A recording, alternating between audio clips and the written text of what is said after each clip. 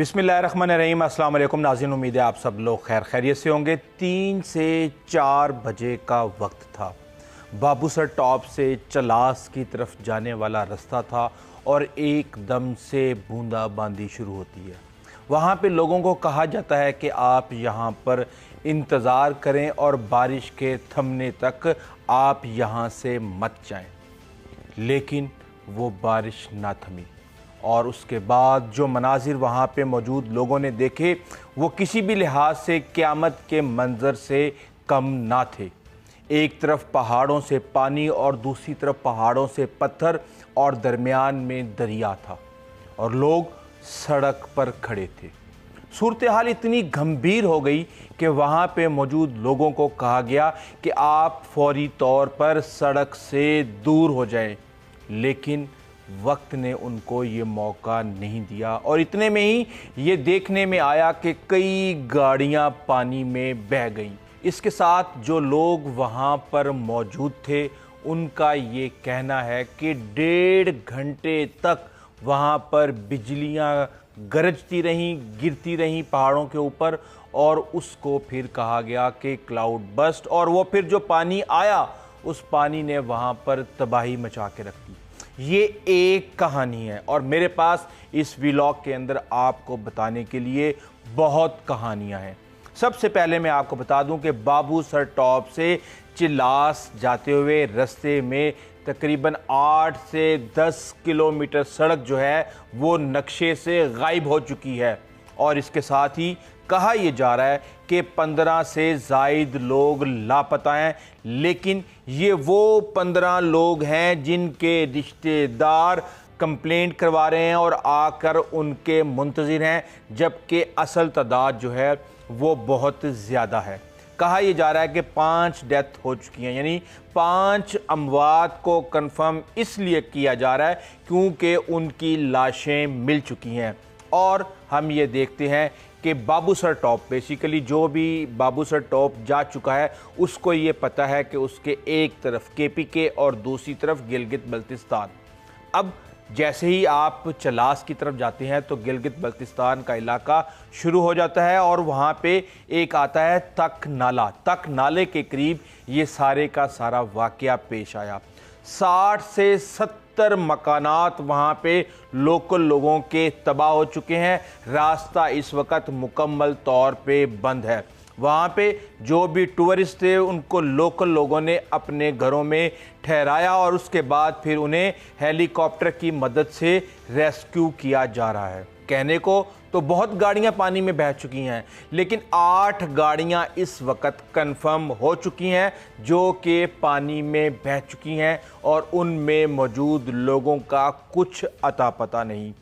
इसके साथ ही हम ये देख रहे हैं कि दियामीर वाली जगह पर दूसरी दफ़ा ये सैलाब आया है पिछले चंद हफ्तों के दौरान, और जो क्लाउड बस्ट की बातें की जा रही हैं वहाँ पे जो लोकल लोग हैं उनका ये बताना है कि आसमानी बिजली वहाँ पे गिरी और आम तौर पे वो लोकल लोग ये कहते हैं कि जब ठंडी और गर्म हवाएं आपस में मिलती हैं तो आम तौर पे ये होता है, लेकिन वो उसकी एक अपनी साइंटिफिक रीज़न है। 1.5 घंटे तक जो है आसमानी बिजली वहाँ पे उस इलाके के अंदर गिरती रही। आप सोचें कि एक तरफ से बड़े बड़े पत्थर गिर रहे हैं, दूसरी तरफ से सैलाबी रेला आ रहा है, दरमियान में दरिया है और ऊपर आसमान से बिजली गिर रही है। वही ये बता सकता है जो कि इस सूरत हाल और इस कैफियत से गुज़र चुका है। इसके साथ ही हम ये देख रहे हैं कि नारान से बाबूसर टॉप का जो रोड है वहाँ पे जलखड़ के मुकाम पे सैलाब आया है, लेकिन वहाँ पे कोई नुकसान नहीं हुआ। दूसरी तरफ कराक्रम हाईवे पर भी सिर्फ छोटी गाड़ियों को जाने की इजाज़त दी जा रही है, बड़ी गाड़ियों के लिए रास्ते बंद कर दिए गए हैं। लोधरा के शाहिद इस्लाम जो हॉस्पिटल है, किडनी ट्रांसप्लांट वो करते हैं, उनकी फुटेजेस भी आ रही हैं। फ़हद इस्लाम ये एक डॉक्टर थे, ये पानी में बह गए और जो उनके छोटे भाई साद इस्लाम है उनकी फुटेज सामने आ चुकी है जो कि मिट्टी और गारे के अंदर बहुत ज़्यादा लबरेज़ हैं और साथ में फहद इस्लाम की भाभी और उनका छोटा सा बच्चा भी पानी में बह गया और जिनके बारे में अभी तक किसी को कुछ नहीं पता कि ये कहाँ पे हैं। हम ये देख रहे हैं कोस्टरें वहाँ पे रुकी हुई हैं, क्लाउड बस्ट के लाइव मनाजर जो हैं वहाँ पे लोगों ने कैप्चर किए हैं। और इसके साथ ही हम ये देखते हैं कि जो सूरत हाल इस वक्त हमारे सामने आ रही है, आप ये देखें कि एक फुटेज आप टीवी चैनल्स पर बार बार देख रहे होंगे कि सोसाइटी से एक बाप और बेटी निकलते हैं और उसके बाद वो पानी के रेले में इतने बुरे तरीके से फंसते हैं कि उनकी गाड़ी पानी की कश्ती की तरह उस पानी के रेले में तैरती हुई जा रही है और उनको वक्त और पानी ने ये मौका नहीं दिया कि वो किसी भी तरीके से अपने आप को किसी महफूज मुकाम तक पहुंचा दें। अब उनकी तलाश जारी है।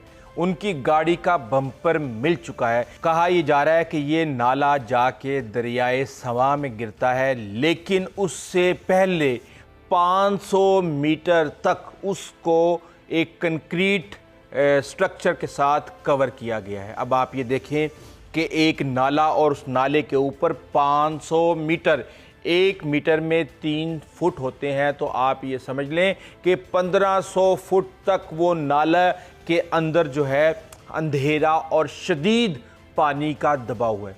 ख्याल ये जाहिर किया जा रहा है कि शायद वो नीचे फंसे हुए हैं।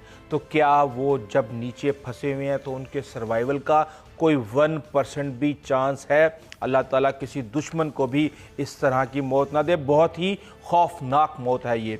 इसके साथ ही चीज़ें बड़ी तेज़ी के साथ डेवलप हो रही हैं। हम ये देख रहे हैं कि चलास के अंदर एमरजेंसी नाफिज कर दी गई है।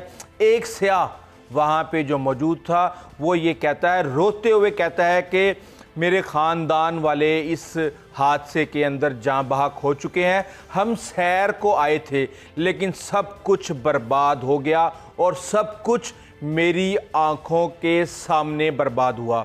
इसके साथ ही हम ये देख रहे हैं कि वहाँ पे मोबाइल और इंटरनेट सर्विसेज वहाँ पे मुअत्तल हो चुकी हैं और ऐनी शाहिदीन जो वहाँ पे मौजूद हैं वो ये कह रहे हैं कि 30 से 40 के करीब सयाह इस पानी के अंदर बह चुके हैं। सैलाब में स्कूल, जो गर्ल्स का स्कूल था, 2 होटल, पुलिस की चौकी, पुलिस शेल्टर, शाराए बाबूसर से जो करीब थे, मैंने आपको बताया 70 के करीब घर जो हैं वो बिल्कुल पानी के अंदर बह चुके हैं। तो ये मौसम इतना खौफनाक क्यों हो चुका है? देखें, आपको एक छोटी सी एग्जांपल देता हूँ। पूरी दुनिया को पता है कि अमेरिका में टेक्सास में 24 घंटे के अंदर 20 इंच बारिश हुई। वो बारिश हुई और उसके बाद दरियाए गवादा योप के अंदर हम ये देखते हैं कि 45 मिनट के अंदर अंदर 26 फुट पानी वहाँ पे वो उसकी सतह बुलंद हो जाती है और उसके बाद फिर जो वो तबाही मचाता है आप उसका तसव्वुर भी नहीं कर सकते और पूरी दुनिया उसकी गवाह है। यहाँ आप पाकिस्तान में रहते हैं, आप मुझे ये बताएं कि आपने कभी भी जुलाई के एंड और अगस्त से पहले कभी आपने सावन भादों या प्री मानसून सीज़न आपने कभी देखा है? हमने तो अभी तक नहीं देखा। लेकिन कहा यह जा रहा था कि जनाब ये तो प्री मानसून है, अभी मानसून आनी है, लेकिन ये प्री मानसून ही इतनी खौफनाक है कि आप मानसून को भूल जाएं। और अभी ये कहा जा रहा है कि अगले 3 दिनों में मज़ीद बहुत ज़्यादा तूफ़ानी बारिशें आएंगी। अलर्ट एनडीएमए के जारी कर दिए गए हैं, पंजाब में भी, केपीके में भी, गिलगित बल्तिस्तान में भी, और उसमें बेशतर इलाके ऐसे हैं जिनमें लोगों को ये कहा गया है, इवन वहाँ के रहायशियों को ये कहा गया है कि अपने घरों से बाहर मत निकलें। अब पाकिस्तान उन 10 ममालिक में शामिल है जो कि इस वक्त मौसमियाती तब्दीली और कुदरती आफात से बहुत ज़्यादा मुतासिर हो रहे हैं। हम माजी में 30 से 35-40 बिलियन डॉलर का नुकसान कर चुके हैं। हमारा पानी पता नहीं कितने लाख क्यूसिक पानी जो है वो समंदर में ज़ाया हो रहा है। बहरहाल ये तो चीज़ें आती रहती हैं, लेकिन मुझे यहाँ पे एक खदशा है। खदशे से पहले मैं आपको एक फैक्ट बता दूं कि 100 साल के अंदर यहाँ पे पाकिस्तान का टेम्परेचर 0.63 डिग्री सेंटीग्रेड बढ़ चुका है। इस वक्त सूरत हाल ये है कि समंदर की सतह पाकिस्तान के समंदर की सतह कराची में 1.1 मिलीमीटर ऊंची हो चुकी है। इसीलिए कहा जाता है कि एक वक्त आएगा जब कराची के समंदर में डूबने का बहुत ज़्यादा खदशा होगा। जब बारिशें बहुत ज़्यादा आती हैं तो उसके बाद कहत और खुश्क साली आती है। हज़रत यूसुफ अलैहिस्सलाम का वाक़या आपको अच्छी तरह याद होगा कि 7 साल बारिशें और 7 साल कहत और खुश्क साली। वो तो बहरहाल उस वक़्त तैयार थे, जो भी हालात थे उस वक़्त। आज चीज़ें बहरहाल डिफरेंट हैं, लेकिन हमें इस चीज़ से भी बिल्कुल भी हमें इसको नज़रअंदाज करने की ज़रूरत नहीं है, और ना हम ये कर सकते कि क्या आने वाले दिनों में पाकिस्तान खुश्क साली का शिकार हो सकता है। और इसके साथ ही मैं आपको बता दूं कि ये हम अपने इकोसिस्टम को तबाह कर रहे हैं। हमारी गाड़ियां, हमारी फैक्ट्रियां, हमारे ये आतिशफिशा पहाड़ से लेके हर चीज़ कार्बन डाइऑक्साइड खारिज करती है, और जो हमारे दरख्त हैं वो उस कार्बन डाइऑक्साइड को कंज्यूम करते हैं और फ़िज़ा में ऑक्सीजन को छोड़ते हैं। लेकिन हम अपने दरख्तों को जितनी तेज़ी के साथ इस वक्त काट रहे हैं, इस वक्त सूरत हाल ये है कि जो ग्रीन हाउस गैसेज हैं वो बहुत बुरे तरीके से डिस्टर्ब हो चुकी हैं। फ़िज़ा के अंदर कार्बन डाइऑक्साइड बहुत ज़्यादा मौजूद होने की वजह से सूरज की तपिश इस वक्त हमारी फ़िज़ा और हमारी ज़मीन के अंदर आ तो रही है, लेकिन जो अपनी ज़मीन की गर्मी है वो वापस नहीं जा रही, जिसकी वजह से ये ज़मीन ऐसा ऐसा एक आग का गोला बनती जा रही है, और यहाँ पे टेम्परेचर बहुत ही गैर मामूली तरीके से चेंज हो रहा है। यही वजह है कि ग्लेशियर पिघल रहे हैं और दीगर मामलात जो हैं, इस तरह के सतह समंदर बुलंद हो रही है, मौसम में तब्दीली आ रही है। ये सब इस चीज़ की निशानी है कि हमने अपने जो मौसम है, हमने जो अपना इकोसिस्टम है, हमने जो अपना वेदर है, हमने उसको अपने हाथों से तबाह बर्बाद कर दिया है। और मैं आपको ये बात बताऊं कि इस वक्त आप जिस तरफ आप देखेंगे ट्रेजेडीज़ ही ट्रेजेडीज़ हैं, और अभी आपके ये फिगर्स जैसे ही अपडेट होते हैं तो आपको ये पता चलेगा कि इस वक्त 221 से ज़्यादा लोग इस प्री मूनसून सीज़न की वजह से अपनी जानों की बाजी हार चुके हैं। और जब ये सारा डाटा और ये सारी चीज़ें अपडेट होंगी तो मुझे खदशा है कि ये फिगर 300 तक जाने का खदशा है। बहरहाल इस हवाले से हम कोशिश करेंगे कि आपको अपडेट करते रहें हर लिहाज से। अभी तक के लिए इतना ही, आइंदा तक के लिए इजाज़त दीजिए। अल्लाह।